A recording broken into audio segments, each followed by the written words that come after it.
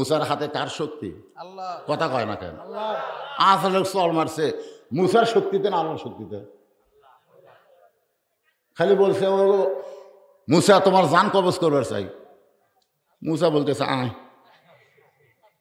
আজরাইল যখন মুসার দিকে যাচ্ছে, মুসা হট কানেকশন আল্লাহর সাথে। আল্লাহ, আমি একটা তোমার জলিল কদর পয়গম্বর, আর আমারে সালাম না দিয়া জান কবজ করবার চাই, আমি একটু শিক্ষা দিবার চাই। আল্লাহ কই তুই আজরাইলের দিকে তাকাতো, বিশাল পাঁচের মাথা নাই, এই তুই তার কি সাইজ করবি?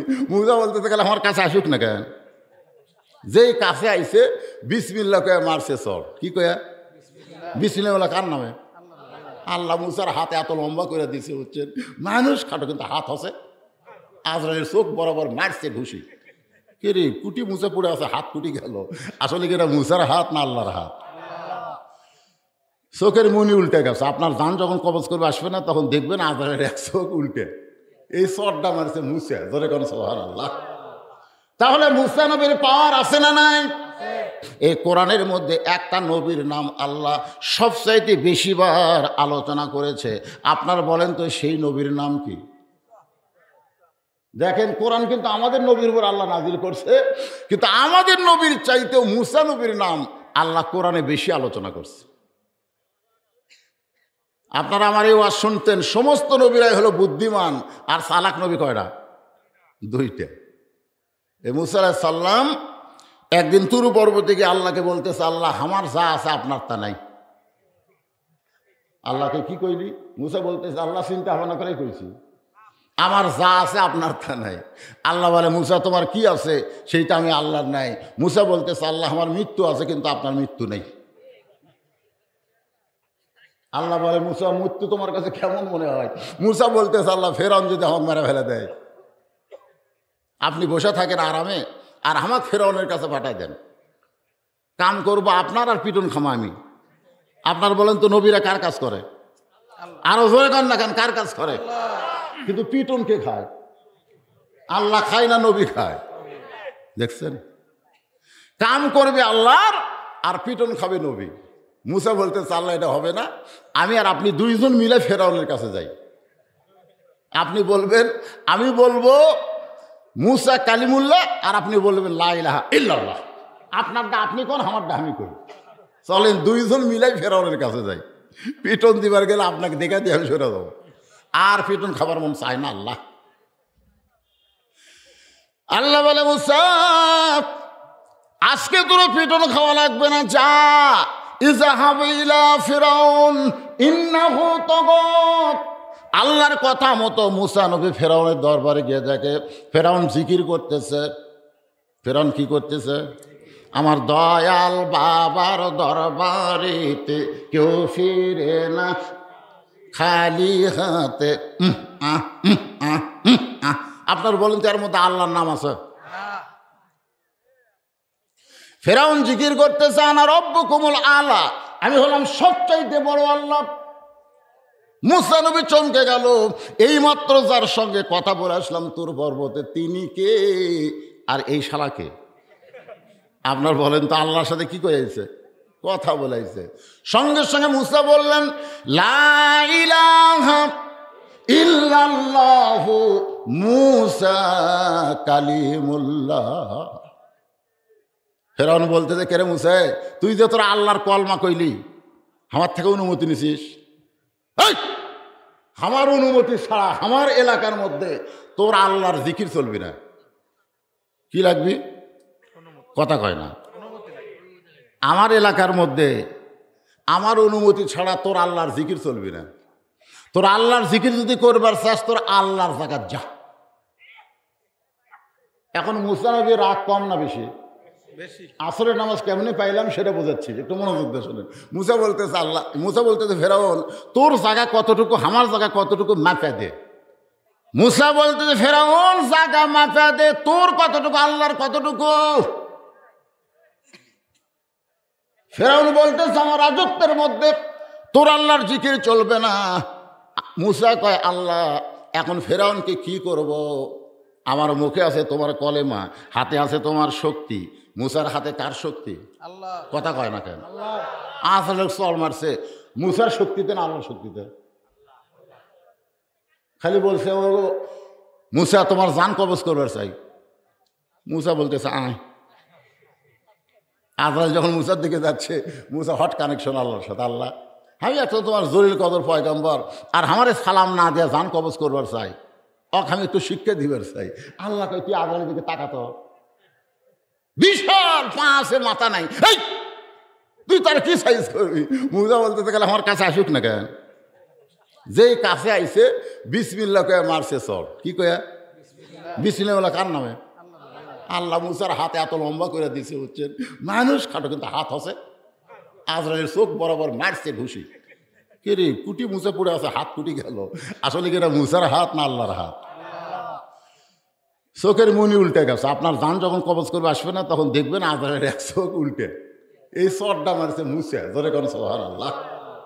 তাহলে মুসা নবীর পাওয়ার আছে না নাই? আল্লাহ বলে মুসা পাওয়ার দেখাস না, বরং দৌড়া। আল্লাহর হুকুমে মুসা নবী দৌড়ায়, ফেরাউন ঘাবড়ায়। এক সময় মুসা নবী নীল সাগরের কাছে গিয়ে বলতেছে আল্লাহ আর তো দৌড়ানো জায়গা না। আল্লাহ বলে এই পর্যন্তই দৌড়া, এখন হেঁটে হেঁটে চলে যা। মুসা বলতেছে আল্লাহ কেমনে যাবো? সামনে সাগর। নাসরুম মিনাল্লাহি ওয়া ফাতুহুন কারীব ওয়াবাশশিরিল মুমিনিন। আল্লাহ সাগরকে রাস্তা বানায় দিয়েছে 12 লাইন। জোরে কোন কয় লাইন? আপনাকে রাস্তা এটা কয় লাইন? কয় লাইন? 4 লাইন। আর আল্লাহ সাগরের মধ্যে বানাইছে 12 লাইন। ওই 12 লাইন রাস্তার মধ্যে মুসা নবী তার সঙ্গীদের নিয়ে এক নিয়তে 4 রাকাত নামাজ আদায় করে। ওই 4 রাকাত নামাজ আল্লাহর এতই ভালো লাগছে, আল্লাহ নামাজটা যত্ন করে রাইখা দিয়েছে। লাইলাতুল মিরাজে নবীকে বলে ইয়া রাসূলুল্লাহ, আপনার উম্মতেরা এই আসরের 4 রাকাত নামাজ যদি জামাতের সঙ্গে আদায় করে, সাগরের ভিতরে মুসা নবী নামাজ পড়ে যে সওয়াব পাইছে, আমি আল্লাহ সেই সওয়াব আপনার উম্মতের আমল নামায় দিয়া দিব। কয় ওয়াক্ত হলো? জোরে কোন কয় ওয়াক্ত? ফজর পড়লে আদম নবীর সমপরিমাণ, জোহর পড়লে ইব্রাহিম নবীর সমপরিমাণ, আসর পড়লে মুসা নবীর সমপরিমাণ। এখন সমস্ত সাহাবীরা বলে ইয়া রাসূলুল্লাহ মাগরিবের নামাজ পড়লে আমাদের কি হবে? রাসূল বলে সাহাবীরা রে, যেই কোরআন আল্লাহ আমার ওপর নাজিল করেছে, এই কোরআনের মধ্যে একজন নবী আছে, নবীর নাম হলো ইয়াকুব নবী। জোরে কোন কি নবী? আমার সঙ্গে একটু গুনগুন করে গান গাওয়া লাগবে। ইয়াকুব নবী, সবাই বলেন ইয়াকুব নবী বাস করিতেন কেনানে, সবার চাইতে ভালোবাসতেন ইউসুফকে। আমার মায়েরা যারা বসে আছে পর্দার অন্তরালে, ওরা ভাবছে যে হুজুর আমাকে ওয়াজ করবে না। এই মাগরিবের নামাজটা খেয়াল করেন। ইয়াকুব নবীকে আল্লাহ তাআলা 12টা সন্তান দিছিল। জোরে কোন কয়টা? 12টা। ইয়াকুব নবী একদিন নির্জনে বসে আল্লাহকে বলতেছে আল্লাহ আমার 2টা সন্তান এত ভালো, আর এই 10টা এত খারাপ হলো কেন? 10টা কি আর 2টা ভালো? তখন আল্লাহকে ইয়াকুব তুমি বিয়ে করছো কয়টা? ইয়াকুব বলে আল্লাহ আমি 2 বিয়ে করছি। তোমার যে বউ ভালো, সে বউয়ের পেট থেকে ইউসুফ আর বনিয়ামিন ভালো হচ্ছে, আর তোমার যে বউ খারাপ, ওই খারাপ বইয়ের পেট থেকে যে 10টা মাল বার আছে, এই 10টাই খারাপ। এখন আমরা সন্তান যদি ভালো চাই তাহলে কি ভালো লাগবে? বউ হলি তো মা হবি রে, আগেই মা হন আগে বউ। খুব খেয়াল করে শুনতে হবে। আর মায়েরা যারা পর্দার অন্তরে আছেন, রমজান মাসে এক ছেলে এসে আমার বলে হুজুর 11 মাস আমার খিদা কম, রোজার মাসে এত খিদা কেন? খালি খিদা। আমি বললাম তোর 11 মাস খিদা লাগে না, রোজার মাসে খিদা বেশি, এটা জানবে গেলে তোর মায়ের কাছে যাওয়া লাগবে। বলে হুজুর মা কেমনি জানবে? খালি যাই বল তোর মা কি মেসা আছে? হ্যাঁ। তো মায়ের কাছে বলতেছে মা 11 মাস আমার খিদা কম, রোজার মাসে এত খিদা কেন? তখন মা বলতেছে তোর দাদি এই সর্বনাশ করছে। রমজান মাস শেষে তোর দাদি আমারে বলতেছে বৌমা খবরদার রোজা রাখবা না, তুমি রোজা রাখলে পেটেরটা শুকা যাবে, খালি তুই কি তাজা থাকার জন্যে রোজার মাসে আমি খাইছি রে। এই জন্যই পেটের মধ্য থেকে তোর খাওয়ার অভ্যাস আছে, তুই বেড়ে আসার না খেয়ে থাকতে পারবি? এই জন্য একজন নেপোলিয়ন বলেছে, ভালো একটা সন্তান যদি চাও, ভালো একটা মায়ের দরকার। আজকে অধিকাংশ সন্তান খারাপ হওয়ার পিছনে কারণ হলো আমাদের মাগুলো খারাপ। জোরে কোন কথা ঠিক কিনা? মাগুলো খারাপ। আজকে যে ঘোরে নামাজের ওয়াজ ভালো লাগতেছে না, মানে নামাজও সালানা পড়ে না। নামাজ যারা পড়বে না, জীবনে নামাজের ওয়াজ এদের ভালো লাগবে না। যারা সুদ খায়, সুদের বিরুদ্ধে ওয়াজ করলে তার কলিজার মধ্যে পাও দেওয়া হয়। জোরে কোন কথা ঠিক কিনা? যারা ঘুষ খায়, ঘুষের বিরুদ্ধে ওয়াজ করলে ওদের মনে হয় মাথাতে আগুন ধরে। এখন বক্তা ওয়াজ করবি কোনটা? মসজিদে গিয়ে জুমার দিনে বলতেছে যে সুদের 1 টাকা খায়, মায়ের সঙ্গে 42 বার জিনা করার গুনাহ হয়। কিসের খেলে? ইমাম কয় কে রে, আমি সুদের বিরুদ্ধে ওয়াজ করি, কেশের গলার মধ্যে পোকা ঢুকলো নাকি? আবার যেই শুরু করছে কেশের। নামাজ শেষ করে বলতেছি, ইমাম সাহেব মাস পুরো হচ্ছে, কোচে এখনো 10 দিন বাকি, গোটা মাসের বেতন লাগা। ইমাম কয়, চাচা আমার দোষ কি? বলে আমার বিরুদ্ধে ওয়াজ করিস, তার মানে আমি একটু সুদ খাই, সুদের বিরুদ্ধে বললে আমার বিরুদ্ধে যায়। ইমাম সাহেব বললে, চাচা আপনি যদি সুদ খান এ কথা আগে জানলে আমি সুদের বিরুদ্ধে কোনো তো ওয়াজ করতাম না। কিসের বলতে 500 বাড়া দিলাম, যা। আজকে মসজিদের মধ্যে ইমাম সাহেব আল্লাহর কোরআন নবীর বিধান মতন কথা বলতে পারতেছে না। কেশিয়ারের অত্যাচারে, সভাপতির অত্যাচারে, সেক্রেটারির অত্যাচারে। জোরে কোন কথা ঠিক কিনা ভাই? খুঁজলে দেখেন এই লোকগুলাই মসজিদ কমিটির বেশি জায়গা পায়। একটু মনোযোগ দিয়ে শুনবেন। অথবা সাবিল হক, হক কথা বলতে হবে। নামাজ যদি আপনার জীবনে না থাকে, আপনি যত বড়ই মানুষ হন না কেন, লা সালাতা লা ঈমানা, যার নামাজ নাই তার কি নাই? ঈমান নাই। লা সালাতা লা দীনা, যার নামাজ নাই তার কোনো ধর্ম নাই। হিন্দুদের জন্য মন্দির বানাইছে, ওরা মাঝে মধ্যে মন্দিরে যায়। খ্রিস্টানের জন্য গির্জা বানাইছে, মাঝে মধ্যে গির্জায় যায়। ইহুদের জন্য প্যাগোড়া বানাইছে, মাঝে মধ্যে প্যাগোড়ায় যায়। কিন্তু মুসলমানের মধ্যে এমন নামধারী মুসলমান এত বড় হইয়া গেছে, এখন পর্যন্ত মসজিদের মধ্যে ঢোকে না। আছে না নাই? ধরে কোন আছে না নাই? একটু মনোযোগ দিয়ে শুনবেন। মাগরিবে 3 রাকাত নামাজ পড়লে আমাদের কতটুকু লাভ হবে এটা বোঝানোর জন্য বলতেছি। ইয়াকুব নবী আল্লাহর কাছে কাঁদতেছে, আল্লাহ আমার 2টা সন্তান এত ভালো, আর এই 10টা খারাপ কেন হলো? আল্লাহ বলে, ইয়াকুব রে, সন্তান ভালো মন্দ হওয়ার পেছনে তোমার কোনো দোষ নাই, দোষ হলো তোমার বইয়ের। দোষ কার? তোমার যে 10টা সন্তান খারাপ। কেমন খারাপ? রক্তমাখা জামা নিয়ে বাবার কাছে এসে বলতেছে, আমরা বহু চেষ্টা করছি, বাঘের হাত থেকে ইউসুফকে বাঁচাবার পারলাম না, কিন্তু জামা বাঁচাছি। ও বাবা, এই দেখেন রক্তমাখা জামা। ইয়াকুব নবী চিন্তায় পড়ে গেল, বাঘ যদি আমার ইউসুফকে ধরে তাহলে আগে জামা খাম হবে, আগে কি খাম হবে? কথা কন না কেন? বাঘকে পাঞ্জাবি খুলে তারপর খাঁচা, তাহলে আগে জামা ছিঁড়বে। ইয়াকুব নবী তাকায় দেখে জামার কোনো জায়গায় ছেঁড়া নাই, ছুটে নাই, গোটা জামা রক্ত দিয়া মাখা। ইয়াকুব নবী বুঝবার পারলেন এই 10 জন আমার ইউসুফের উপর ষড়যন্ত্র করতেছে। তিনি ঘরের মধ্যে চলে গেলেন, ওই রক্তমাখা জামা নিয়ে আল্লাহকে বলতেছেন, আল্লাহ আমার ইউসুফ যেখানেই থাক, তুমি আল্লাহ তারে হেফাজত করো। আপনারা বলেন তো, বাবার দোয়া আল্লাহ কবুল করবে কি করবে না? কথা কন। শ্বশুরের দোয়া, আব্বা আব্বা আসসালামু আলাইকুম, আব্বা কেমন আছেন আব্বা? একমাত্র বাবা। ওয়াকাযা রাব্বুকা আল্লা তা'বুদু ইল্লা ইয়্যাহু ওয়া বিল ওয়ালিদাইনি ইহসানান। রে দুনিয়ার মানুষেরা শোনো, আল্লাহর পর তোমাদের সবচাইতে ইবাদত না, তোমাদের সম্মান পাওয়ার যোগ্য হলো তোমাদের বাপ মা। বাপ মার মনে যদি কষ্ট দিয়ে তুমি 5 ওয়াক্ত নামাজ পড়ো, তুমি রোজা করো, তুমি হজ করো, তুমি যাকাত দাও, বাবার মনে যদি উহু শব্দ উচ্চারণ হয়, তোমার একটা ইবাদত আল্লাহর দরবারে কবুল হবে না। জোরে কর না কেন? যারা ঠিক বলবি না এরা শ্বশুরও সম্মান দেয়। শ্বশুর লিয়ে দেখে, আব্বা চা খান, দুধের চা না খান, লাল চা। আব্বা পেঁয়াজি খান, মুখের সামনে বাপ ঘরে, অথচ বাপরে কিছুই কয় না। একটু মনোযোগ দিবেন। ইয়াকুব নবী বাবা আল্লাহর কাছে বলতেছে, আল্লাহ আমার ইউসুফ রে তুমি হেফাজত করো। এখন বলেন তো, বাবার দোয়া সন্তানের জন্য আল্লাহ কবুল করে? দোয়া যদি কবুল করে তাহলে গড় দোয়া এটা করে না? আপনারা কারা কারা বাবার অন্তরে কষ্ট দিয়েছেন, বাবার মনে কষ্ট দিয়েছেন? এই সন্তানগুলো যদি এখানে থাকেন আর বাবা যদি মারা যায়, আপনি যতই চেষ্টা করেন আপনি জান্নাতের ঢপ দেখতে পারবেন, কিন্তু ভিতরে ঢুকতে পারবেন না। বাপ মায়ের মুখের দিকে তাকালে রহমতের নজরে, ভালোবাসার দৃষ্টিতে আল্লাহ তার আমল নামে একটা কবুল হজের সওয়াব দেয়। জোরে কর সুবহানাল্লাহ। একটু মনোযোগ দিয়ে শুনবেন।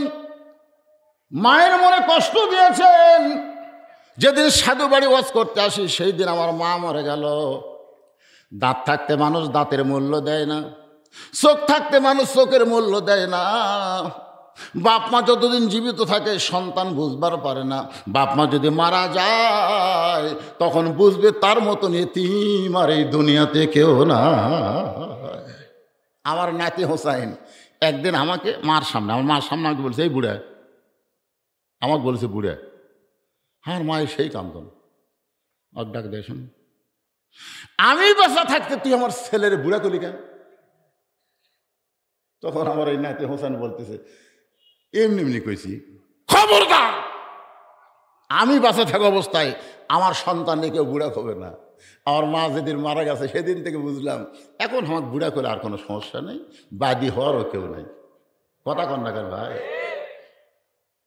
একটু মনোযোগ দিয়ে শুনবেন। ইয়াকুব নবীর দোয়া আল্লাহ কবুল করেছে। ওরা 10 ভাই ইউসুফ রে কুয়ার মধ্যে ফেলা দিয়েছে। ওই রাস্তা দিয়ে বণিক যাওয়ার সময় তাদের তৃষ্ণা লাগছে পানি পান করার জন্য কূপের কাছে। আয়েশা দেখে কূপের মধ্যে চাঁদের চাইতেও সুন্দর একজন ফুটফুটা বাচ্চা পড়ে আছে। সুবহানাল্লাহ। ইউসুফ নবী কেমন সুন্দর! আরে বাবা, সেই সুন্দর। এখন ইউসুফ রে পানি পান না করে উঠানোর জন্য আরো ব্যস্ত হয়ে গেল। ইউসুফ উপরে উঠে দেখে, ওরে বাবা, হাত বাঁধিছে, পাও বাঁধিছে, ওটি মরিয়া পচে যেত কিন্তু উঠবার পারতো না। এখন প্রত্যেকটা বণিক কয় আমি নিব, এত সুন্দর সন্তান আমি নিব, সবাই কয় আমি নিব। বণিকের সর্দার বলতেছে তাহলে এক টুকরা টুকরা করে ভাগ করি। তখন বলে টুকরা টুকরা করে ভাগ করে নিয়ে তো লাভ নাই। বণিকের সর্দার বলে তাহলে সবাই যখন নিবার চাও তাহলে এক বাজারে বিক্রি করি, এক বাজারে বিক্রি করে যে টাকা হবে সেই টাকা আমরা 10 জন ভাগ করে নেব, অসুবিধা আছে? সর্দারের কথা মনে ইউসুফকে নিয়ে গেল বাজারে। মানুষ কিনা বেচা হয় সেই বাজারে ইউসুফ নবী। ওই বাজারে 2 জন খরিদ্দার ঘুরতেছে, একটা হলো নারী আর একটা হলো পুরুষ। নারীর নাম হলো জুলাইখা আর পুরুষের নাম হলো আজিজ মিসর। 25 বছর হলো বিয়ে করছে কিন্তু বাচ্চা হয় না। একটা মেয়ে মানুষকে আপনি 3 তলা বাড়ি করে দেন, 7 তলা বাড়ি করে দেন, কিন্তু কোলের মধ্যে একটা সন্তান যদি দিবার না পারেন, আপনি 10 ভরি সোনার মালার গলার দেন, ওই খালি কানবার বলবে এগুলো আমার দরকার নাই, আমি একটা বাচ্চা চাই। মেয়েরা হলো মাতৃত্বে খুশি। জোরে কোন কথা ঠিক কিনা? মা হবার না পারলে কি যে কষ্ট মেয়েদের হয়, সেই কষ্ট নিয়ে জুলাইখা ঘুরতেছে। ইউসুফের সামনে দাঁড়ায় জুলাইখা বলতে, স্বামী গো, এই সন্তানটা আমার পছন্দ হয়েছে, একে আমি নিবার চাই, একে আমি। সঙ্গে সঙ্গে বণিকের সর্দার মুচকি মুচকি হাসতেছে। অন্য বণিক বলে, হাসেন কেন?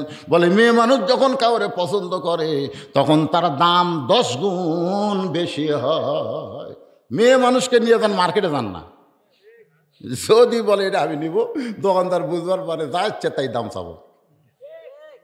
দাম হলো 500, দাম চাই 5000। তখন মেয়ে লাগা, এই 5000 টাকা হয়। তখন বলে আপা, যদি আপা ডাকে আর ভাবি ডাকে তাহলে বুঝছেন মরছেন, আর যদি চাচি বা খালা ডাকে তাহলে বুঝবেন কিছু ছাড় পাবেন।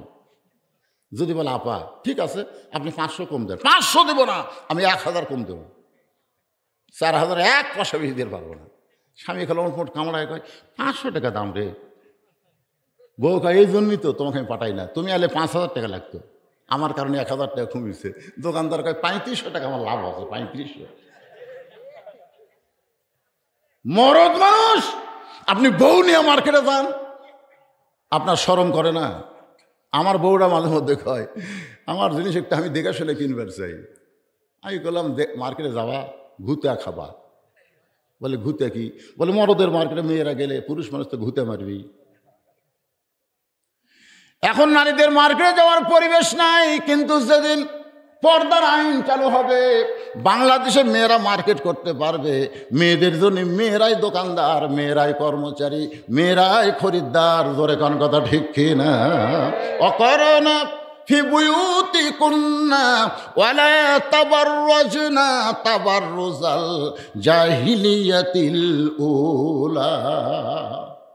বণিকের সর্দার বলতেছে 1 লক্ষ স্বর্ণ মুদ্রা।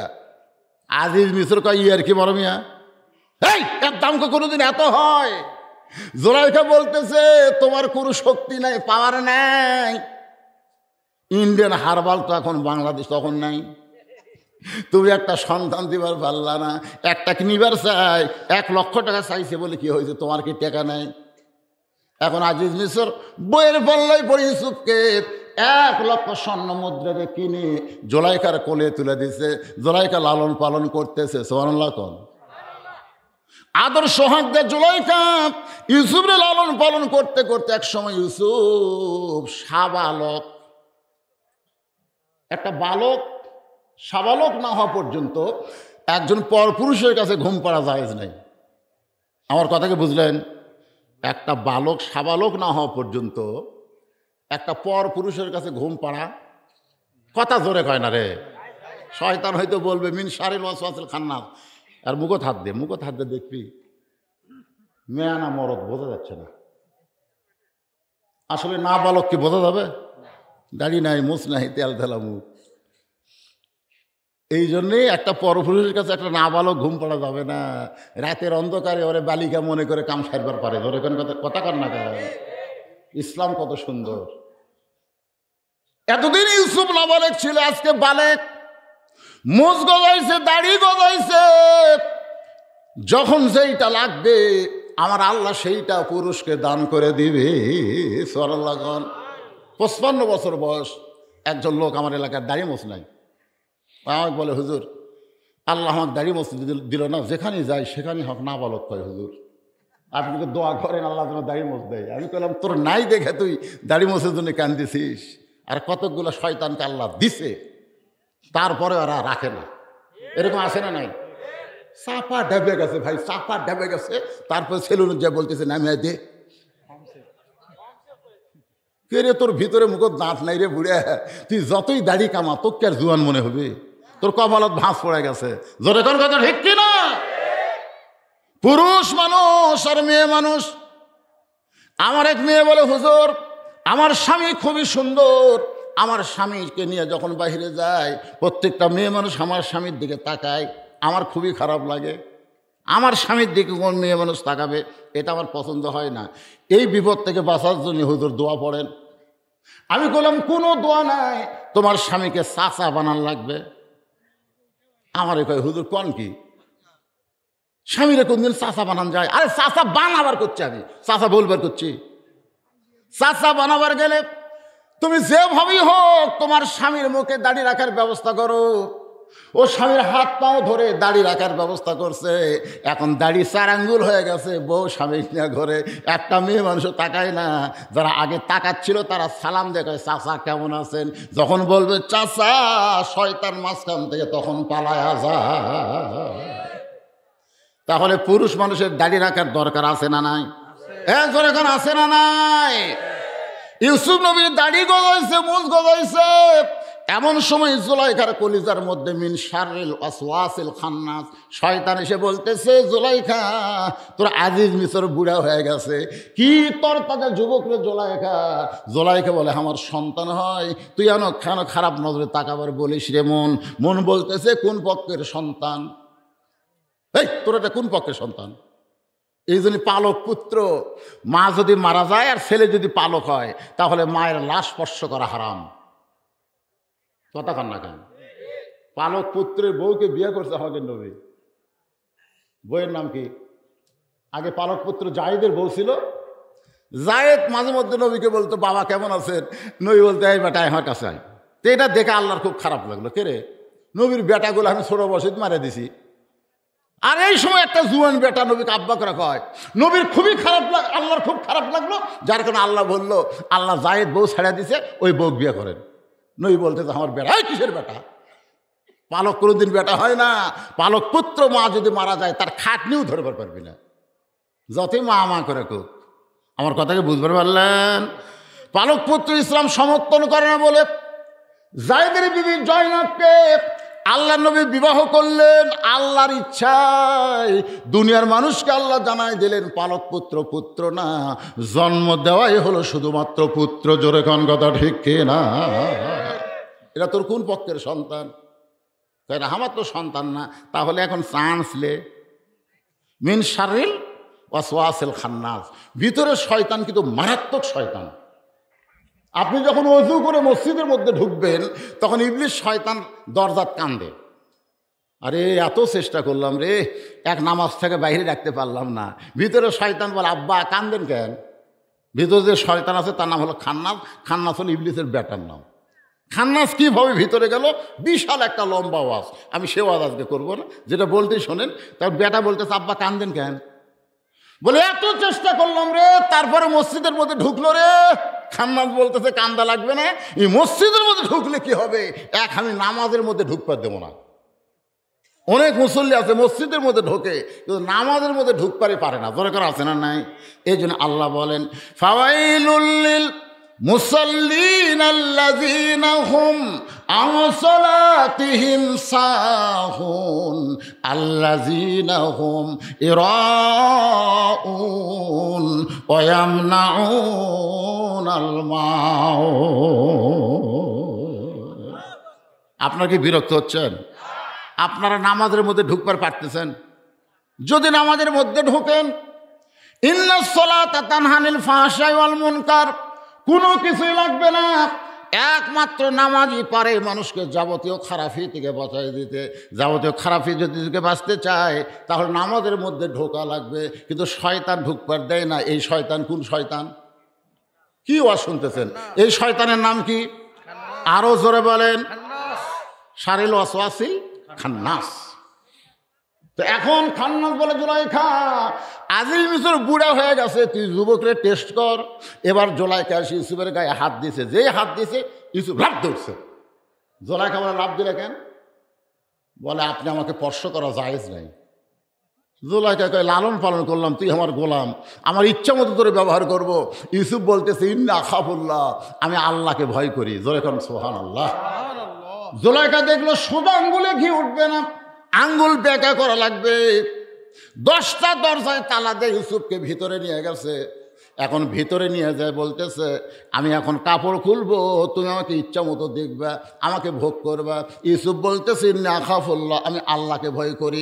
জুলাইখা বলে ইউসুফ রে, দরজা জানলা বন্ধ করেছি, এই জায়গার মধ্যে তুমি অকাম করলে আল্লাহকে দেখতে পাই।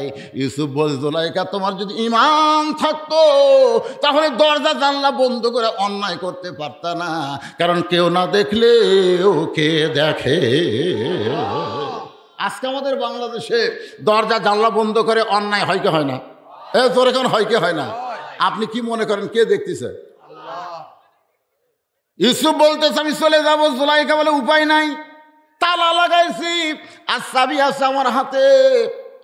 ইউসুফ আলাইহিস সালাম আল্লাহর ভয় নিয়ে যখন তালার কাছে যায়, চাবি ছাড়াই তালাগুলো খুলে যাচ্ছে। এক একে সমস্ত তালা খুলে শেষ দরজা। জুলাইখা দেখতেছে এত চেষ্টা করে কাম হচ্ছে না, দৌড়ে গিয়ে পিছনের কাপড় এইভাবে খামছে ধরছে। মনে করছে পাঞ্জাবির মহব্বতে ইউসুফ হয়তো ব্রেক করবে। আপনারা বলেন তো, যার কলিজায় আল্লাহর ভয় তার কি পাঞ্জাবির মহব্বত হয়? আমাকে কলিজায় কার ভয়? তাহলে জুতার মহব্বত কেন? হ্যাঁ, মসজিদের দরজাত গেলে আপনি চিন্তা করেন জুতার দরজার থমো না ভেতরে নেমো? দরজার থমো। যে জুতা পরে গোটা শেরপুর আপনি ঘুরেছেন, জুতার তলা নাফাক হয়ে গেছে। জোরে কোন কথা ঠিক না? সেই নাফাক জুতা নিয়ে আপনি পাক মসজিদের মধ্যে ঢুকতেছেন, হাতত লেন আর দেখে নিলেন ওর তলা কি নাফাক না? তাহলে সেই জুতা নিয়ে কার ভয়ে ঢুকতেছেন? আল্লাহর ভয়ে? চোরের ভয়? একটু খেয়াল করুন, ইউসুফ আলাইহিস সালামের অন্তরে জামার মহব্বত না আল্লাহর ভয়। মারছে দৌড়, পিছনের জামা ছিঁড়ে গেছে। জোলাইখা দেখতেছে কাম যখন হলো না, কাম একটা করাই লাগবে, সে কামের নাম হলো অকাম। রাজ দরবারে গিয়ে জোলাইখা কাঁদতেছে। মেয়ে মানুষ কাঁদবার পারে না, যখন পারে কি পারে না, দেখবেন চোখের মধ্যে গ্লিসারিন দিয়া আয় আয় মাহি মাহি মাহি। সেদিনকে দেখলাম ভাই আর তাই আগে সিনেমা কি অভিনয় করছে, তার সাথে বেশি অভিনয় করতেছে। এক হাফজি মাদ্রাসা তুই গেছে, যা বাচ্চাদের সাথে খাচ্ছে আর কান দিচ্ছে। তুমি গুলো কত কষ্ট আছে, সাফার জুতের বাড়ি, তুই ভোটার ডাল সাথে গেছে কান দিচ্ছে। কিন্তু আপনি দেখেন ফেসবুক, গোটাল ফেসবুকে একটা মরদ প্রাপ্তি কানবার পারতেছে না, মেয়েরা কেন হঠাৎ হঠাৎ কানতেছে।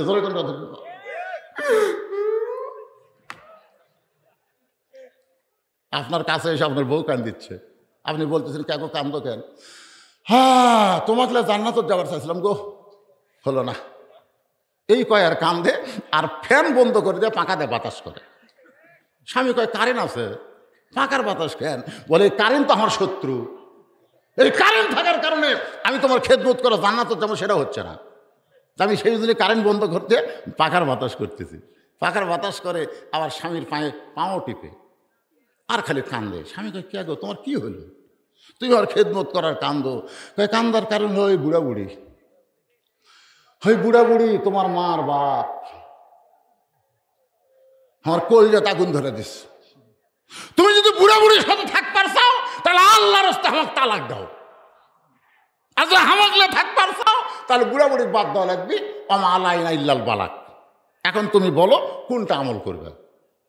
স্বামী এখন চিন্তা করতেছে, তুই অভিনয় করতেছ, চল্লাকাল বউ রাস্তার ঘুরতেছে রে, এই মরদ মানুষ, তুই ছেড়ে দিলে সকালে বিকালে বিয়ে করো, মরে গেলে তো সবাই বলবে ভাগ্য ভালো রে, জোয়ান বয়সে বউ মরছে, জোরে কোন কথা ঠিক। আর একটা টেস্ট করা হবে। লাভ ধরে বলতেছে তুই তালাক, তোর মাও তালাক, তোর 14 গোষ্ঠী তালাক, দরকারও বউ ছেড়ে দিব, এক মুহূর্তের জন্য বাপ মায়ের বিরুদ্ধে কথা শুনবো না। তোর কথা কন না, কথা কন না। অভিনয়, কত অভিনয় শিখছে এরা। জোলাইখা রাজ দরবারে গিয়ে সেই কান্না। রাজ দরবারের বিচারক গুলো বলে, ওগো প্রধানমন্ত্রীর বিবি জোলাইখা, আপনি এমন করে কান্দেন কেন? জোলাইখা বলছে যে বহু কষ্টে আমার ইজ্জত বাঁচাইছি, বহু কষ্টে, বহু কষ্টে আমার ইজ্জত বাঁচাইছি। ইসু আমাকে অ্যাটেন্ড টু ধর্ষণ, মানে ধর্ষণ করবারই চাইছিল, কিন্তু বহু কষ্টে আমার ইজ্জত বাঁচাইছি, আমি ওই ধর্ষকের বিরুদ্ধে বিচার চাই। সমস্ত বিচারক বলে, জোলাইখা কোনো টেনশন করবেন না, বিচার হবে।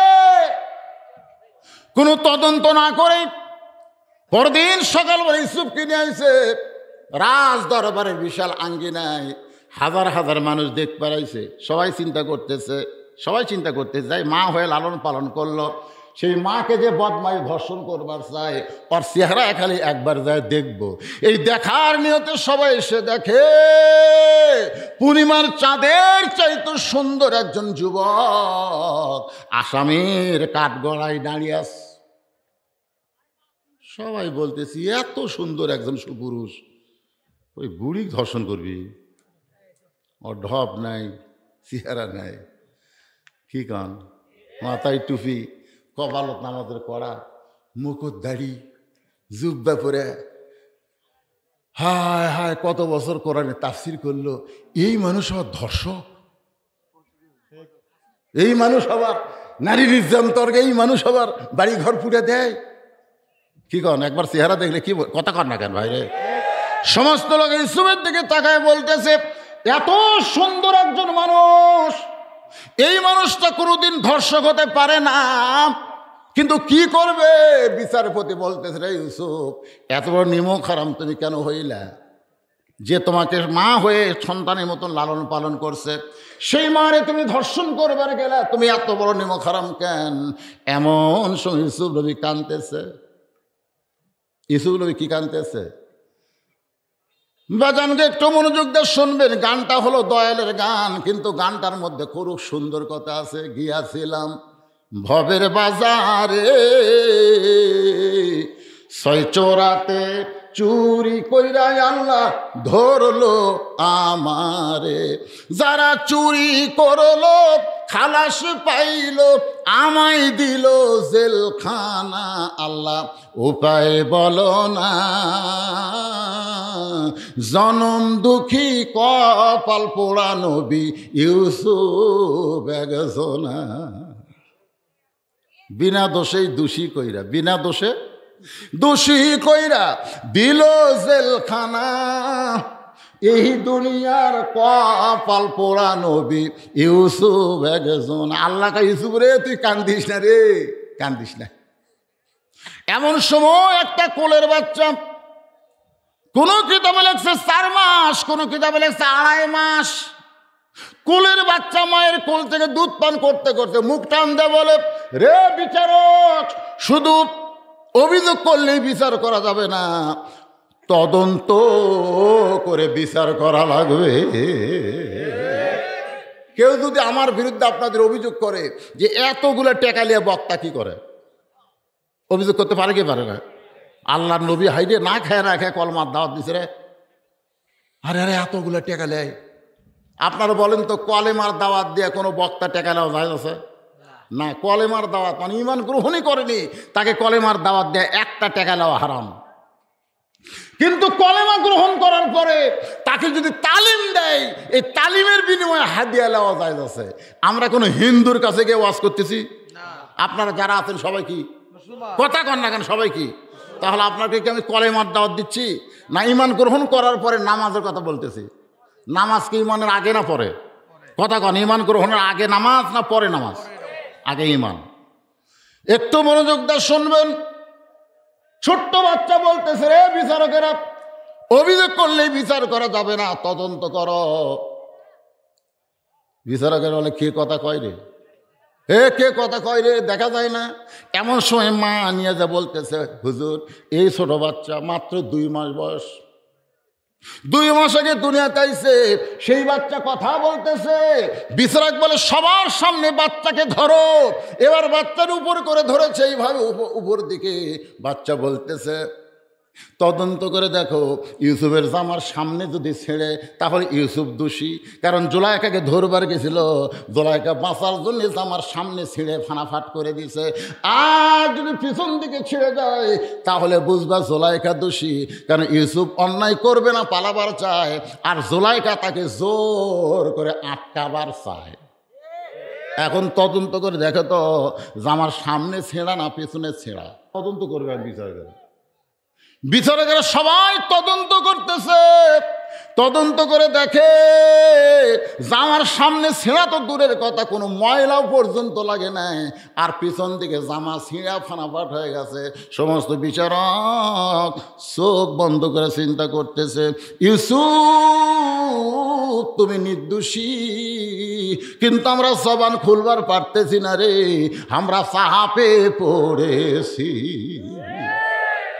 ইউসুফ তুমি কি কথা কয় না কেন? সামনে কি কিছুই হবে না, আর পিছন দিকে ছেড়ে গেছে রে।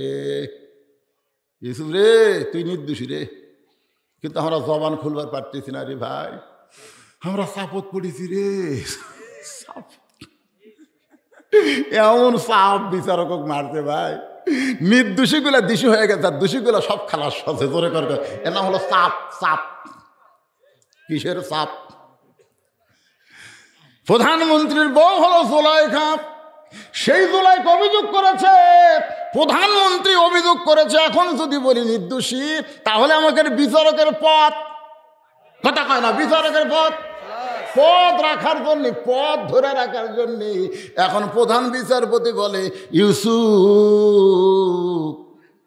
স্যার আলী টান দিচ্ছে, জনগণ খালি কান ফেলা আছে।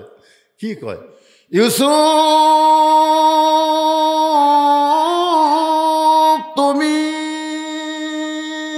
দোষী। যেই কাছে দোষী তখন সবাই কয় কে রে, এটা কি রায় হলো রে? আল্লাহ কোরআনে বলেছে, ইন্নামা ইয়াখশাল্লাহ মিন ইবাদিহিল উলামা, বান্দা সমরে আলেম বান্দারা সবচাইতে আল্লাহকে বেশি ভয় করে। যে আলেম 50 বছর কোরআনে তাফসীর করে, সে আলেম আবার কি সবাই জানে না? জানে না। যদি দোষী জানতো তাহলে জানা যেত, মানুষ যেত। পৃথিবীর এত জায়গার জানাজা হতো, যেখানে জানাজা সেখানে লাখ লাখ লোক। কেরা হায় হায় রে, মিথ্যা দোষে দোষী হয় ইউসুফ জেলখানা। ইউসুফ কান্দে, আল্লাহকে কান্দিস না, বিনা দোষে যারা জেলখানায় রাখবে তার সম্মান দিন দিন বেড়ে যাবে। ঈশ্বর শেখদারক জেলখানাতে রাখছিল, আর সম্মান বাড়িছে না কমিছে? কথা কয় না, কারণ দোষী। আর আমির হামজাক আপনাকে শেরপুর আমাকে বাদ দেয়, আমার কাছে আসে হুজুর আমির হামজার ডেট লাগবে। ভিতরে আসলে সেটাই ভালো রে, বাইরে আমাকে খাওয়া মনে হয় বন্ধ হল। আল্লাহ, এইরকম যে সমস্ত আলেমেরা বিনা দোষে দোষী হইয়া জেলখানায়, এদের সম্মান আল্লাহ কমাচ্ছে না বাড়াচ্ছে? আরে একবার বার হওয়ার দেরে ভূমিকম্প উঠে যাবে। তোর কোন কথা ঠিক কিনা? এই ছেলেরা, তোমরা নামাজেরা শুনবে না, খাড়া হয়ে থাকো কেবল। এ ফাঁকা হচ্ছে তো, এখন ভিতরে আসো। বেনামাজিরা সব চলে গেছে, এ শালারা যাওয়াই ভালো। কারণ আপনি বিশাল ধানের ঠিক দেখতেছে, লাভ কি?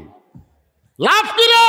সবগুলো ধান না বাতাস দে, বাতাস দিয়ে দেখ কোনটা ধান কোনটা চিটা পাতান বার কর। বিশাল একটা ফ্যান এনে বাতাস শুরু করছে, চিটা পাতান সব উড়ে উড়ে যায়। এ থাকবো না, ধানের মতনই তো ঢপ। থাকিস না কে রে? ভিতরে মাল নাই, ভিতরে দানা নাই রে। যারকে দানা নাই এই শালারা কোনোদিনও নামাজের ওয়াজ শুনবি না। তোর কোন কথা ঠিক কেন? কারণ নামাজ নেই, বেঈমান। আর বেঈমানের কোনো ওয়াজ শুনানো যাবে? যারা মাগরিবের সব পড়েন নেই, আজ থেকে নিয়ত করেন, আমি ওয়াজ করছি যে মসজিদের উন্নয়ন। মসজিদের উন্নয়ন হলো, মসজিদ খালি সুন্দর করলে হবে না, এই মসজিদে মুসল্লি হওয়া লাগবে। তোর কোন ঠিক? সেই সাইজ মসজিদ। আমি এশা নামাজ পড়লাম তো কি ঢপ, মসজিদের মেম্বরের দিকে তাকে দেখলাম কলজে ভরে গেল। যা একবারে এই গ্রামের মধ্যে এই সুন্দর একটা মেম্বর বানাচ্ছে এরা।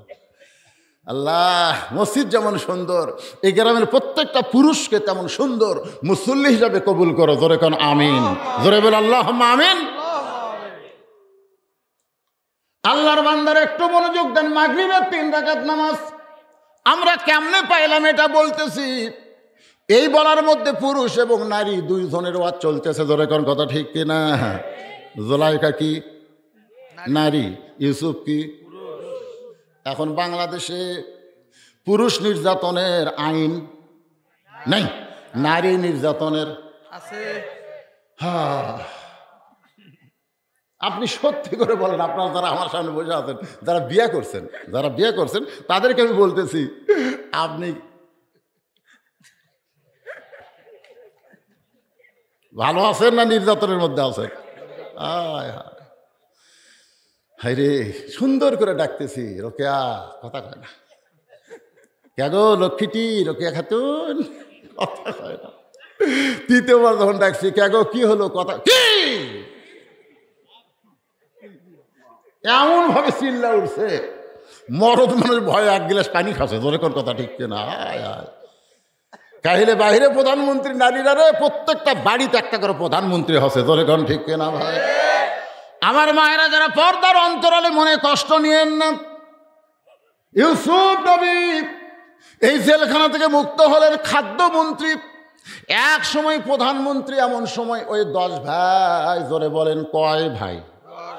ওই 10 ভাই ইউসুফের সামনে দাঁড়ায় বলে, জাহাপনা বড় কষ্টে আপনার কাছে আইছি। ইউসুফ বলতেছে, তোমরা কে গো? তোমাকে তো খুব ভালো দেখতে লাগছে, খুবই সুন্দর লাগছে, তোমরা কে গো? বলে, আমাদের বাড়ি হলো কেনান দেশে, আমাদের বাবার নাম হলো ইয়াকুব নবী। আমরা 10 ভাই খাদ্য নেওয়ার আশায় আপনার সামনে দরখাস্ত লিখেছি। ইউসুফ চোখ বন্ধ করে কয়, এরাই তো রে, বহু কান্নাকাটি করছি ভাই, আমাকে ছাড়া দেন ভাই, আমি আর বাপের কাছে জীবনে যাব না, আমাকে ছাড়া দেন, আমি একটু যাই। এরা আমাকে জোর করে হাত পাও বান্ধে কুয়ারের মধ্যে ফেলে দিছে রে। এরাই তো রে। মন বলতেছে, লাগা, তোর আর্মি আছে, র্যাব আছে, তুই এখন এই 10 জন লাগা। কি করো? মন বলতেছে লাগা, আর ইমান বলতেছে তো ফেলা না দিলে এই জায়গায় আসা পেল হনি। তাহলে আর 10 জন তো তোর উপকারী করছে। এটা হচ্ছে ইমানের কথা। ইমান বলতে তো কুয়ার মতো ফেলা না দিলে তুই এই সিংহাসন পাতি, তাহলে ভালোই করছে তো। আর মন বলতেছে হাই রে কান লাগাটি অন্য ভাই, এ 10 জন আমাকে ছাড়েনি, লাগা।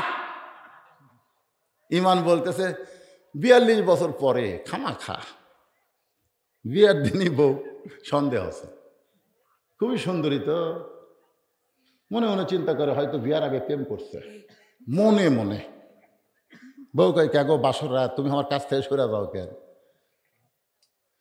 বলতেছে মনে হয়। কি মনে হয়? আর কয় না। বউ থুয়া বেড়া ঘুরতেছে, বাপ খাই করে বাবা ঘরের মধ্যে সুন্দরী বউ থেকে বেড়া ঘুরিস করে, তুই কি হিজড়া নাকি রে? ছেলে বলতেছে আব্বা মেয়ে এত সুন্দরী আমার সন্দেহ হয় যদি বিয়ার আগে প্রেম করে। আরে পাগলা, বিয়ার আগে করছে?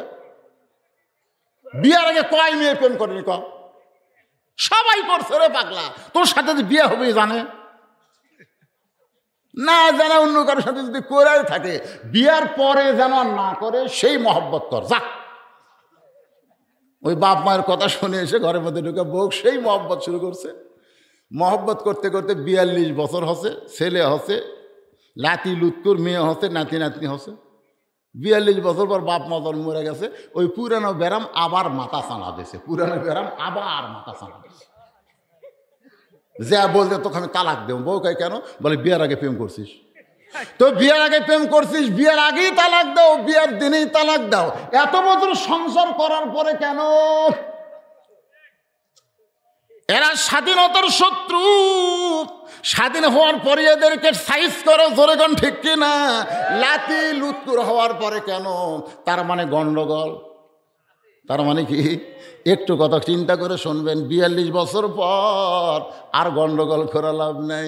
ইউসুফ চোখের পানি নিয়ে বলতেছে আপনারা ওই 10 ভাই, কিন্তু আপনাদের তো আরও 2টা ভাই ছিল, সেই 2টা ভাইয়ের খবর কি? আপনারা তো সর্বসাগরলে 12 ভাই, জোরে কোন কয় ভাই? তাহলে আপনার 10 ভাই আছেন, আরও 2 ভাই, এই 2 ভাইয়ের খবর কি? ওরা 10 জন বলতেছে একজন বাবা ছাড়া কিছুই বোঝে না, একজন বাবা ছাড়া কিছুই বোঝে না। বলতেছে কেন কিছুই বোঝে না? কারণ আমাদের আর একটা ভাই ছিল, যে ভাইকে বাঘে খাওয়ার পর বাবা কানতে কানতে অন্ধ হয়ে গেছে। এখন অন্ধ বাবার লাঠি হয়েছে ওই বনিয়ামিন, আর ইউসুফকে বাঘে খাইছে। ইউসুফ ভাই শালারা এত বছর পরেও মিথ্যাই বলতেছে পারে। আসলে যাদের মিথ্যা কথা দেওয়া রাজনীতি, তারা কোনোদিন আর সত্যি কথা কওয়া পারবি না, ধরে কোন কথা ঠিক না। আর আমাদের রাজনীতি হলো জালিকাল কিতাবু লা রাইবা ফি হুদাল লিল মুত্তাকিন। আল্লাহু আকবার। ইউসুফ বলতেছে ভাগে গেছে, তাহলে আমি কে?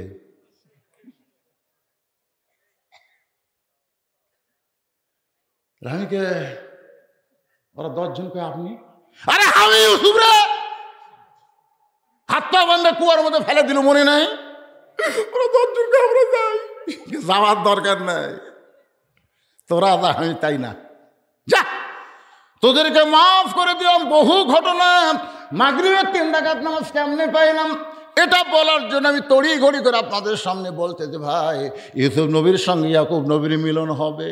ইন্নামা আমওয়ালুকুম আওলাদুকুম ফিতনা। আল্লাহ কোরআনে বলেছেন তোমাদের সম্পদ আর সন্তান হলো তোমাদের বিপদের কারণ।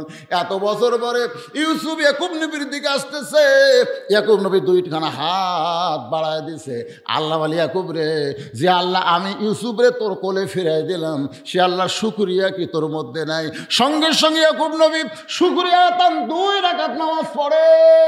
পিছনে সে ইউসুফ আলাইহিস সালাম বাবার নামাজ পড়া থেকে আর এক রাকাত নামাজ যোগ করে দেয়। এই সর্বসাকুল্যে 3 রাকাত নামাজ যদি কেউ আদায় করে, আল্লাহ বলে হাবিব গো, এই 3 রাকাত মাগরিবের নামাজ যদি কেউ আদায় করে, ইয়াকুব ইউসুফের সম পরিমাণ সওয়াব আমি আল্লাহ তাকে দান করে দিব। বাকি থাকলো কয় ওয়াক্ত?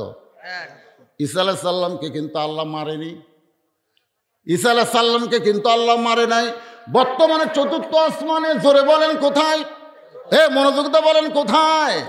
4র্থ আসমানে ঈসা আলাইহিস সালাম। আল্লাহ যখন দুনিয়া থেকে ঈসারে নিয়ে যায়, আপনারা বলেন তো এই যে ইহুদি যারা বাইতুল মুকাদ্দাসকে ধ্বংস করতে চায়, এই ইহুদি কারা? আমাদের আহলে হাদিসের কিছু ভাইরা ইহুদিদের বলতেছে যে আকীদা ভালো। দেখবেন ইউটিউবে দেখবেন কতগুলো শয়তান ইহুদির পক্ষে, দেখেন কিভাবে কথা বলতেছে। ইহুদিরা নাকি নবী। হায় রে, ইহুদি কে রে? অনেকে বলতেছে বনি ইসরায়েল। বনি ইসরায়েল ইহুদি না, ইহুদি হচ্ছে ঈসা আলাইহিস সালামকে যারা নবী বলে স্বীকার করেনি তারাই হচ্ছে ইহুদি। জোরে কোন কথা ঠিক না? এরা মুসা পর্যন্ত মানে, ঈসার জায়ের মানে না, এরাই হলো ইহুদি। তখন ইহুদিরা বাইতুল মুকাদ্দাসকে ধ্বংস করতে চায়। একটু খেয়াল করবেন, সেই ইহুদিরা ঈসা নবীকে হত্যা করার জন্য ঈসার বাড়ির চারিধারে ঘেরাও করছে। আমাদের নবী যখন হিজরতে যাবে সেই রাত্রে যেমন কাফেররা ঘেরাও করছিল, ঈসা নবীর বাড়িও সেইভাবে ঘেরাও করছে। ঈসা বলতেছে আল্লাহ এখন কি করব? আল্লাহ বলতেছে কোনো চিন্তা নাই, দরজা দিয়ে তোমাকে বার করব না, ঘরের তালা ফাঁকা করে তোমাকে আসমানে নিয়ে আসবো। ধরে করো সুবহানাল্লাহ। নবী বলতেছে আল্লাহ চারিদিকে লাঠি সোটা নিয়ে কাফেররা ঘিরে ধরেছে, আমি কি করব? আল্লাহ বলতেছে দরজা খুলে আপনি বার হয়ে যান। আমাদের নবীকে বের হবার কইল, আর ঈশ্বরে বলতেছে আপনাকে চতুর্থ আসমানে নিয়ে আসবো। তার মানে বোঝা গেল আমাকে নবী পিটন খাক, এটা আল্লাহ চায়। লাঠি সোটালে দাঁড়িয়ে আছে, বার হন, তার মানে কি? মানে পিঠে মারুক। আর ঈসাকে বললেন কোনো টেনশন নেই, ওরা চারিদার ঘুরতেছে, আমি আপনাকে নিয়ে আসবো। একটা ঘরের ছাদ ফাঁকা করে চতুর্থ আসমানে নিয়ে গেছে। ঈসা আলাইহিস সালাম বলতেছে আল্লাহ দুনিয়াতে মানুষ যায় মরার জন্য। একটা মারাত্মক আছে এখানে আপনাদের খেয়াল করা লাগবে। দুনিয়াতে মানুষ যায় কিসের জন্যে? কথা কয় না রে ভাই, কিসের জন্যে? তাহলে আমরা দুনিয়াতে এসেছি কি বাঁচার জন্যে না মরার জন্যে? তাহলে আমাদের মৃত্যু হবে কার জন্যে? আমরা বাঁচবো কার জন্যে? মাশাআল্লাহ, নামাজের ওয়াজ হচ্ছে, বাঁচা মরার ওয়াজ হচ্ছে। এখন একটা কুরবানি, এখানে কি অনুসুখী, নামাজের পরে কুরবানি। এই কুরবানিটা কি? আর সালাতু খায়রুম মিনান নাম শোনার পরে আপনার জন্য কুরবানি কি? প্রথমে দৌড়ে যায় নামাজ পড়বেন, প্রথমে ল্যাপের ওতে উঠে যায় নামাজ। এই ওযু করাটাই কুরবানি রে।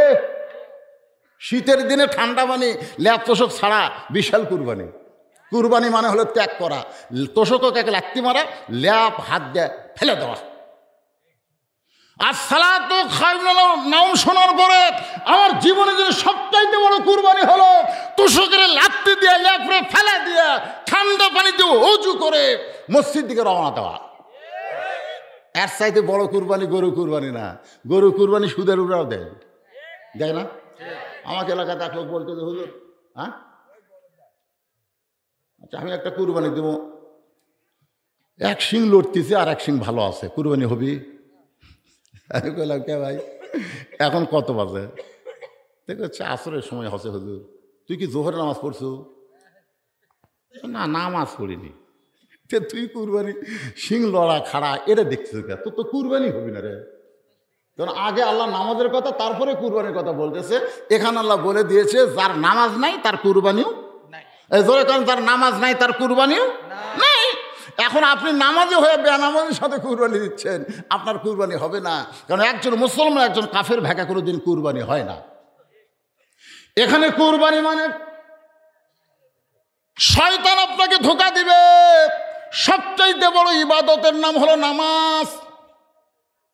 যে ইবাদত সম্পর্কে রাসূল বলেছেন আসসালাতু মিরাজুল মুমিনিন, যখন মুমিনরা নামাজ পড়বে ওই নামাজ তাকে দুনিয়া থেকে আল্লাহর আরশ পর্যন্ত পৌঁছায়া দিবে। ঈসা বলতেছে আল্লাহ দুনিয়া থেকে আসলাম, আল্লাহ আমার কি মৃত্যু হবে না? আল্লাহ বলতেছেন হবে। শুধু একজনই মরবে না, তিনি কে? সবাই একটু বলেন না, কেন আমি শেষ করে দিব তো, আর কি বেশিক্ষণ ওয়াজ করবো? তাই সবাই একটু জবান খুলে বলেন একজনই মরবে না, তিনি কে? আল্লাহ। তাছাড়া সবাই কিন্তু মরার চিন্তা আছে। চাল চলন দেখলে কি মনে হয়? আজান শোনার পরে মসজিদের ধার দিয়ে ঘাড় কাত করে বাড়ির দিকে যায়, ওর চাল চলন দেখলে কি মনে হয় ওই মরবি? আল্লাহ রাসূল বলেছেন এক ওয়াক্ত নামাজ পড়ার পরে আর এক ওয়াক্ত নামাজ তুই পড়তে পারবা কিনা এই গ্যারান্টি কোনো মানুষ দিতে পারবে না। জোরে কোন কথা ঠিক কি না? একটু চিন্তা করে শেষের কথাগুলো শুনবেন। ওয়াজের শেষ পয়েন্ট আমি কথা বলতেছি এশার নামাজ নিয়ে বাজান, একটু মনোযোগ দিয়ে শুনবেন। শুধুমাত্র আল্লাহ ছাড়া আল্লাহ কোরআনে বলেছেন কুল্লু মান আলাইহা ফানিউ ওয়া ইয়াবকা ওয়াজহু রাব্বিকা যুল জালালি ওয়াল ইকরাম। এমনকি যে আজরাইল আমাদের জান কবজ করে ইও কিন্তু মরবে। আপনাদের কি মনে হয় আজরাইল খাই মারবি না মরবি? আজরাইল বলতেছে আল্লাহ আর কেউ নাই। আল্লাহ বলে ভালো করে দেখ, ভালো করে দেখ আছে। আজরাইলকে না আল্লাহ আর কেউ নাই, তো আমি তন্ন তন্ন করে খুঁজেছি আল্লাহ কেউ নাই। আল্লাহ বলতেছে তুই কে? হায় হায় রে, আমি খুঁজবার যে আমার কথা মনই নাই। আল্লাহ কয় মর। আপনি মারেন কে না, তুই যেভাবে জান কবজ করছিস তোর জানটা তুই সেইভাবেই কবজ কর। আজরাইলকে আল্লাহ আমার জান শেষে আমার কবজ করা লাগবে, এটা আগে করলে এই দায়িত্ব আমি নিতাম না। আমি যে করা হোক আপনার কুদরতি পা ধরে হলো এই মানুষ মারার দায়িত্ব আমি নিতাম না। ঈসা বলতেছে আল্লাহ আমার মৃত্যু কখন হবে? আল্লাহ বলে ঈসা রে তোমাকে আবার দুনিয়াতে প্রেরণ করা হবে। ঈসা বলে নবী করে আবার প্রেরণ করবেন। আল্লাহ বলে নবী না, বিশ্ব নবীর উম্মত করে তোমাকে দুনিয়াতে প্রেরণ করব। যেই সময় বিশ্ব নবীর উম্মত সঙ্গে সঙ্গে ঈসা নবী এক নিয়তে 4 রাকাত সালাতুশ শুকুর বিশ্ব নবীর উম্মত হওয়ার কারণে আদায় করেছে। ওই 4 রাকাত নামাজ আল্লাহর এতই ভালো লাগে, আল্লাহ উম্মতে মুহাম্মাদের জন্য এশার 4 রাকাত ফরজ হিসেবে আল্লাহ দিয়ে দেয়। এশার 4 রাকাত ফরজ নামাজ জামাত আদায় করবে, ঈসা নবীর সমপরিমাণ সওয়াব আল্লাহ দান করে দিবে। এখন আপনারা বলেন এই 5 ওয়াক্তের মধ্যে কোনটা বাদ দেওয়া যায়? ফজর দেওয়া যাবে নাকি? এই যারা যে কয়জন আছেন মসজিদের উন্নয়ন হলো, আজকে কারা কারা ফজরের নামাজ পড়বেন 2 হাত তুলে একটু আল্লাহকে দেখান তো। যদি বেঁচে থাকেন আর ফজরাকে যদি মরে যান তাহলে দায়িত্ব নেই। টান টান করে তোলেন না কেন ভাই, টান টান করে তোলেন তো দেখি। লিল্লাহে তাকবীর, হাত নামান। আজকে আপনাদের মাহফিল সার্থক। মসজিদ টাইস ফাইস দিয়ে কাম হবে। আগের বর্তমান প্রধানমন্ত্রী 564 মসজিদ বানিয়ে দিচ্ছে। কি রে, একটা মসজিদ খালি রাস্তার ধারে থাইরে উঁচে ভাই, এই চেয়ার ফাইটিরা উঠতে পারতেছে না। যারা চেয়ারের নামাজ পড়ে তারা কয় হুজুর যে উঁচে এত সিঁড়ি বয় ওটাই কঠিন। প্রধানমন্ত্রী একটা কাম ভালো করছে, উঁচিয়াত মসজিদ বানিয়ে দিয়েছে। একমাত্র যুবক ছাড়া বুড়া করে খাওয়া নেই। যখন ঠিক কেনা ভাই, তো মসজিদ বানাছে। আপনারাও মসজিদের জন্য উন্নয়নে মাহফিল। হ্যাঁ হ্যাঁ উন্নয়ন কিরে, এই যে আজকের উন্নয়ন হলো সবাই ফজর নামাজ পড়বে। এই মসজিদের আহাল, এই মসজিদে আজান দিলে যারা নামাজ পড়েন তারা কারা কারা আছেন একটু হাত তোলেন তো দেখি। এগুলো সবগুলো লোক কোথা থেকে আসছিল রে? আচ্ছা হাত নামান। এই মসজিদের না অন্য মসজিদ থেকে আহাল হয়ে যারা আজকের ওয়াজে আইছেন তারা কারা কারা একটু হাত তোলেন তো দেখি। ও বুঝেছি, সব বাইরের লোক। তাহলে আপনাদের মসজিদের উন্নয়ন হলো? লোক কিনা নাই। ও 800 আছে সেদিন আলহাস ওই দে সঙ্গে কথা কাছেন আমাদের দিন। আজকে আমরা দোয়া করে দেব, আগামীকাল নামাজের দিন। আপনারা বলেন তো 5 ওয়াক্তের মধ্যে জুম্মা আছে নাই? কারণ জুম্মার নামাজ আসমানে আল্লাহ দেয়নি, জুম্মার নামাজ আল্লাহ দুনিয়াতে দিছে। লাইলাতুল মেরাজে যে 5 ওয়াক্ত দিছে সেই 5 ওয়াক্ত হলো নামাজ, আর জুম্মার নামাজ এটা দুনিয়াতে আল্লাহ দিছে। তা আমি 5 ওয়াক্তের উপর ওয়াজ করলাম, আমি 5 ওয়াক্ত ধরেন। আল্লাহ পাক কবুল করুন। সকলে ইস্তেগফার পড়ে, এই মোনাজাত করে যাবো আমরা সবাই, সবাই ইস্তেগফার পড়েন। জি কালেকশন যা করার দরকার জামাই করে হয়েছে। সভাপতি বলেন না বলে এত বসে আছে কোন ভাই, কোন কোন দেন পকেটের থেকে দিবেন না বাকি দিবেন, যেটা দিবেন কোন। মানে আমি জানি এমনি তো টপ টপ করে আসার পর থেকে আমি দেখতেছি টপ টপ করে পড়তেছে। ধরে কোন কথা ঠিক করে আমি পরে বুঝলাম যে মাঝে মাঝে ফাঁকা ফাঁকা কারণ ওটি পড়তেছে টপ টপ করে। এইরকম শীতের দিনে এইরকম রাত করে মাহফিল করা ঠিক না। 11টার মধ্যে মাহফিল কভার করে দিবেন, ফজরের নামাজ মানুষ জামাতের সাথে পড়বে। আমার তুলেই দিলেন রাত 10:15 দিকে। চিন্তা করেন এখন বাজতেছে প্রায় 12:30 বাজে যাবে এখন। এত দীর্ঘ রাত। সভাপতি সাহেব বলেন বলেন। হ্যাঁ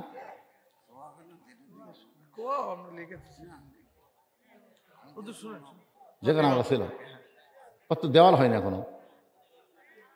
হ্যাঁ, তো ইমামের ঘরটা আপনি করে দেন, যেখানে আমি এতক্ষণ ছিলাম বাপুরে রেস্ট করলাম। তো বাহিরে করেন আর যেখানে করেন সেখানে আমরা ধরো আপনি ঘরটা করে দেন। কয়েক লক্ষ টাকা আল্লাহ দেয়নি আপনি? আল্লাহুম্মা আমিন। আল্লাহুম্মা আনতাস সালাম ওয়া মিনকাস সালাম তাবারাকতা ইয়া যাল জালালি ওয়াল ইকরাম। কঠিন শীতের ভিতরে টপ টপ করে নিয়র পড়তেছে, এত কষ্টের পরেও যারা কোরআনের বাগান ছাড়লো না, জান্নাতের বাগান যারা ছাড়ে নাই, আল্লাহ তাদের সকলকেই জান্নাতি কবুল করো। এই মাহফিলের শুরু থেকে শেষ পর্যন্ত যতটুকু আলোচনা হয়েছে আল্লাহ এর মধ্যে যদি ত্রুটি হয়, ভুল হয়, মাফ করে দিও। যা হাদিয়া মঞ্জুর করো, সোনার মদিনায় নবী পাকের রওজা মুবারকে আল্লাহ তুমি কবুল করো। তামাম আম্বিয়াই কেরাম, আসহাবে কেরাম, তাবিনে কেরাম, তাওয়া তাবিনে কেরাম, তামাম পৃথিবীর মাটির নিচে যত মুমিন মুমিনা শুয়ে আছে আল্লাহ সকলের আরওয়াহ পরে হাদিয়া কবুল করো। আল্লাহ তোমার মসজিদের জায়গা দিয়ে মসজিদ নির্মাণ করার ভিতর দিয়ে অনেকেই দুনিয়া থেকে চলে গেছে আল্লাহ, এই মসজিদের ওসিলায় তাদের কবরকে জান্নাতের টুকরা বানিয়ে দাও আল্লাহ। আল্লাহ আমরা যারা হাত তুলেছি, আমাদের ভিতরে যাদের জনম দুঃখনী মা এই দুনিয়া থেকে চিরদিনের জন্য বিদায় নিয়েছে আল্লাহ, আমি সহ যাদের মা কবরে গেছে মেহেরবানি করে মায়ের কবর জান্নাতের টুকরা বানায় দাও। বাবার বাড়িঘর সবই আছে, কিন্তু যাদের বাবা আজকে অন্ধকার কবরে এতিম হয়ে গেছে আল্লাহ মেহেরবানি করে বাবার কবরকে জান্নাতের টুকরা বানায় দাও। আলহাস মোকাল্লেম হোসেন আমারে বারবার বলেছে হুজুর আমার বাপ মার জন্য দোয়া করবেন, আল্লাহ তার বাপ মার কবর জান্নাতের টুকরা বানায় দাও, মসজিদের পাশেই তাদের কবর। আল্লাহ তার সন্তানকে কোরআনের হাফেজ আলেম কবুল করো, মসজিদের সভাপতি, মসজিদের সহসভাপতি, মসজিদের কেশিয়ার, মসজিদের সেক্রেটারি, মসজিদের সদস্য, আজকে ভিতরে বাহিরে যারা দান করলো, মাহফিলে দান করলো, মাহফিলের বাহিরে আল্লাহ যারা দান করেছে আল্লাহ সকলের দানগুলোকে কেবলমাত্র জান্নাতের জন্য কবুল করো। আমার মা বোনেরা পর্দার অন্তরালে বসে বসে শুনেছে আল্লাহ আবেদা সালিহা পদ্মানিজি কবুল করে মা ফাতেমার চরিত্র দান করো। আমি অসুস্থ, আমার মতো যারা অসুস্থ মানুষ আজকের মাহফিলে হাত তুলেছে আল্লাহ সুস্থতার নিয়ামত তাদেরকে দান করে দাও। ফিলিস্তিনের মুসলমানকে আল্লাহ তুমি হেফাজত করো আল্লাহ, ফিলিস্তিনের মুসলমানকে তুমি হেফাজত করো আল্লাহ। আল্লাহ আগামী 7 তারিখে নির্বাচন হবে, আজকের মাহফিলের সম্মানিত প্রধান অতিথি তিনি মাহফিলের ব্যাপারে যদিও আসতে পারেন নাই কর্মব্যস্ততার কারণে, কিন্তু সর্বাত্মক চেষ্টা করেছে আলহাজ মুজিবুর রহমান মজনুকে আল্লাহ তুমি তার গলায় সম্মানের মালা পরায় দিও আল্লাহ। আল্লাহ মেহেরবানি করে যেমন নেতৃত্ব দিলে আল্লাহ জনগণ উপকার পাবে তেমন নেতৃত্ব তাকে দেওয়ার তৌফিক দিয়ে দাও আল্লাহ। আল্লাহ আমরা যারা হাত তুলেছি কে কোন নিয়তে হাত তুলেছি আল্লাহ সকলের নেক নিয়ত আসলে তুমি কবুল করো। অশান্তির আগুন থেকে বাংলাদেশকে তুমি হেফাজত করো। বাংলাদেশের সামনের দিকে কালো মেঘ দেখা যাচ্ছে, না জানি ঝড় হয় না জানি বৃষ্টি হয়। আল্লাহ আমরা গরিব দেশ আল্লাহ, আমরা সকলে মিলেমিশে মহব্বতে যেন বসবাস করতে পারি সেই তৌফিক আল্লাহ আমাদেরকে দান করে দাও আল্লাহ। আয় আল্লাহ তাআলা কত মানুষের জানাজার নামাজ আমরা পড়েছি, এই 2 হাত দিয়ে কত কবরে আমরা মাটি দিয়েছি।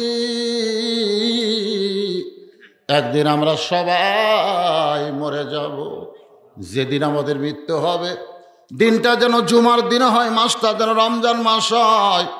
ইমানের সাথে ইজ্জতের সাথে দুনিয়া থেকে বিদায় নেওয়ার কালে আমাদের জবানে তুমি জারি করে দিও লা ইলাহা ইল্লাল্লাহু মুহাম্মাদুর রাসূল।